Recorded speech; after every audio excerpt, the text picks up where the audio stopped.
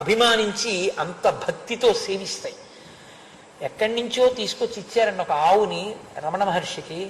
ఇస్తే ఆయన దానికి మహాలక్ష్మి అని పేరు పెట్టుకున్నారు. అందులోకి వచ్చి మహర్షికి ప్రదక్షిణం చేసి ఆయన పెట్టినటువంటి ఒక అరటిపండు తిని అని వెళ్ళిపోయేది. రోజు ప్రదక్షిణం చేసేది.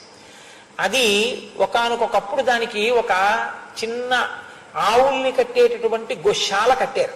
కానీ ఇచ్చిన వాటి సంతతిని తిరిగి ఎక్కడికి ఇవ్వకూడదు, ఎందుకంటే అది ఈశ్వరుడి సొత్తు ఇంకా. కాబట్టి దాని సంతతి పెరిగిపోయింది ఆశ్రమంలో. పెరిగిపోతే అక్కడ ఒక పెద్ద పాక వేశారు.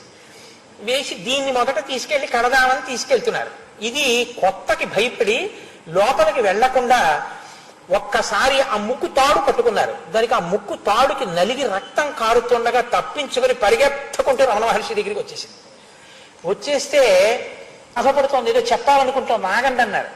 అది మహర్షి దగ్గరికి వచ్చి మోరలెత్తి ఏదో అలా అలా అని మాట్లాడింది. ఆయన అన్నారు, దానికి దానికి ముక్కుతాడు వేశారట, అది పట్టుకు లాగారట, దానికి నెత్తురు కారింది, దానికి ఎంత బాధ కలిగిందో నేను భగవాన్కి చెప్పుకుంటానని నా దగ్గరికి వచ్చింది. పైగా దాన్ని లాగేస్తారా మీరు?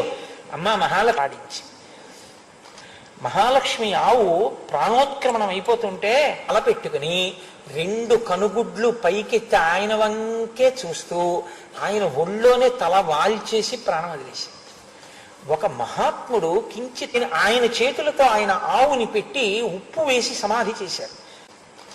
యథార్థంగా ఎప్పుడో కాదండి, ఈ మధ్య కాలంలో భగవాన్ రమణులంటే మహానుభావుడు మొన్నటి వరకు ఉన్నవారే కదా, 4-5 దశాబ్దాల క్రితం వరకు వారి